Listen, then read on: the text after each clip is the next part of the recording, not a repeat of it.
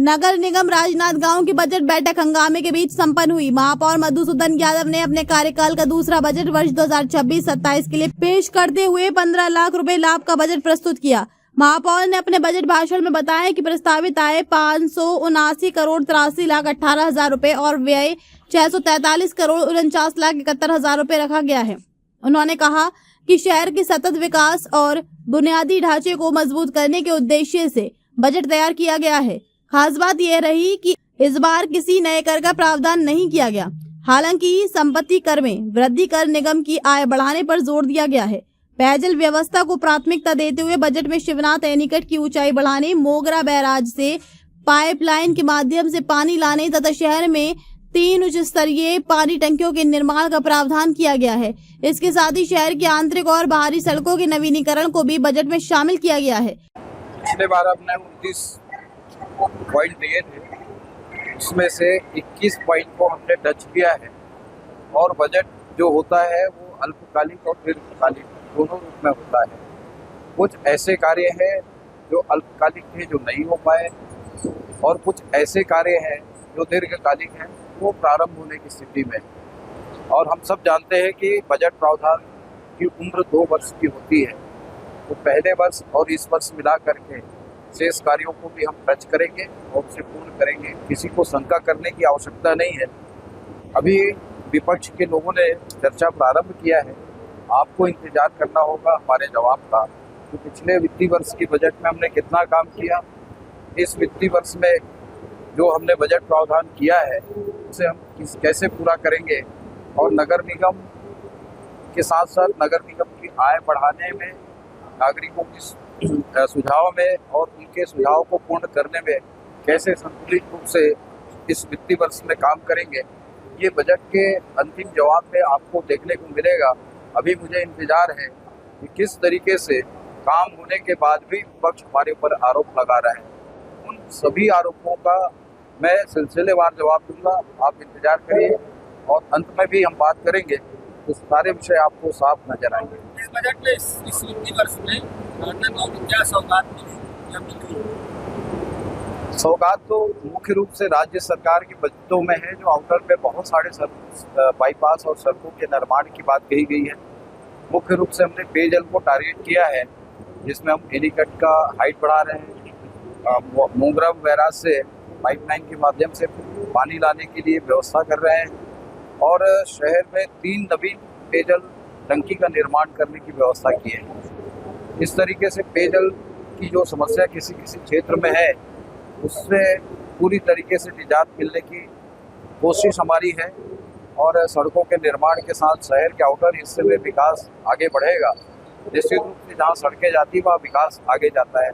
शहर के भीतरी हिस्सों में न तो सड़कों के बहुत ज़्यादा चौड़ीकरण की स्थिति है, न नवीन सड़कें निर्माण की स्थिति है। हाँ, नवीनीकरण की जरूर आवश्यकता है, उसे हम पूरा करेंगे। आउटर में करीब 8 से 9 नवीन सड़कों का निर्माण का स्टेट बजट और हमारे बजट में प्रावधान किया गया है, ताकि शहर का विकास हो तो उनको मूलभूत सुविधा मिल सके।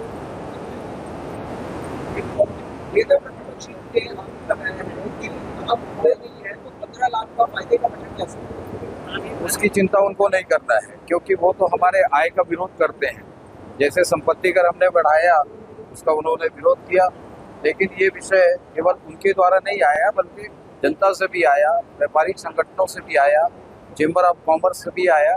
तो हमने आय बढ़ाने के साथ साथ जनता के साथ संतुलन बनाने का काम किया। वहीं बैठक के दौरान विपक्ष ने बजट को लेकर हंगामा किया। नेता प्रतिपक्ष संतोष पिल्ले ने कहा कि निगम की आर्थिक स्थिति ठीक नहीं है और पिछले 3 महीनों से सफाई कर्मचारियों का वेतन तक नहीं दिया जा सका है।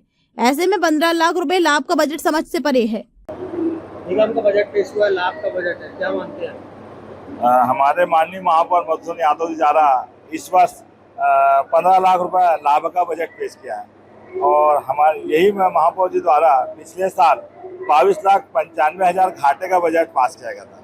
ये दोनों में अंतर मेरे को समझ से परे है, क्योंकि एक साल में हमारी नगर निगम की स्थिति इतनी खराब है कि हम नगर निगम के कर्मचारियों को वेतन नहीं दे पा रहे हैं। नगर निगम में कर्मचारी सुसाइड करने की दूर भाग सोच रहे हैं। आज स्थिति नगर निगम की खराब है। हम और नगर निगम में प्लांट में फिल्टर प्लांट में फिटकरी नहीं खरीद के दे पा रहे हैं, गंदा पानी शहर को पिला रहे हैं, सफाई कहीं नहीं दिखता शहर में, केवल तो लाभ का बजट कैसा पेश कर दिया ये मुझसे समझ में नहीं आता। और तो और पिछले इन्होंने जो बजट पेश किया था 29 बिंदुओं में इन्होंने बजट पेश किया था, 29 बिंदुओं में केवल 3 या 4 जो मुख्य जो बड़े बड़े योजना है जैसे ऑडिटोरियम है और कनार नाला है और एक रोड है, इस 3 चीज़ का जो हुआ है कल सामान्य सभा में इसको पास किया है, लेकिन काम चालू नहीं हुआ है। लेकिन अभी स्वीकृति के लिए गई है, इस रेट में स्वीकृति के लिए पैसा आएगा तब काम चालू होगा। मतलब पिछले 29 बिंदुओं में इनका मोटा मोटा साल भर में कोई काम चालू नहीं हुआ है, केवल एक नालंदा विद्यालय है वही एक चालू हुआ है। तो हम इसको क्या नंबर दें और क्या उम्मीद करें? पिछला 29 और अभी का 40, यानी जब पिछले ही नहीं हुआ है काम तो इसमें कैसे उम्मीद कर ले हम ये काम होगा?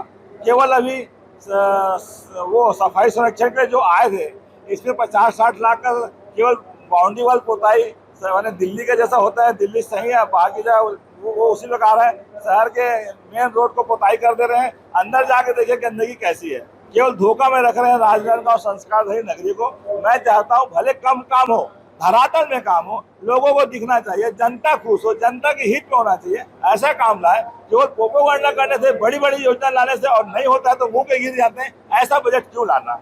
यही मैं कहूँगा।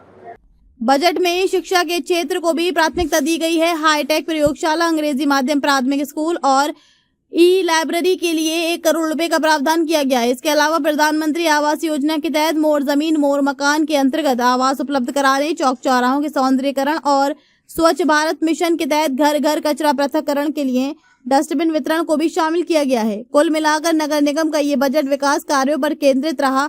हालांकि इसे लेकर सत्ता और विपक्ष के बीच तीखी नोकझोंक भी देखने को मिली। राजनांदगांव से विजन टाइम्स न्यूज के लिए भूमिका देवांगन की रिपोर्ट।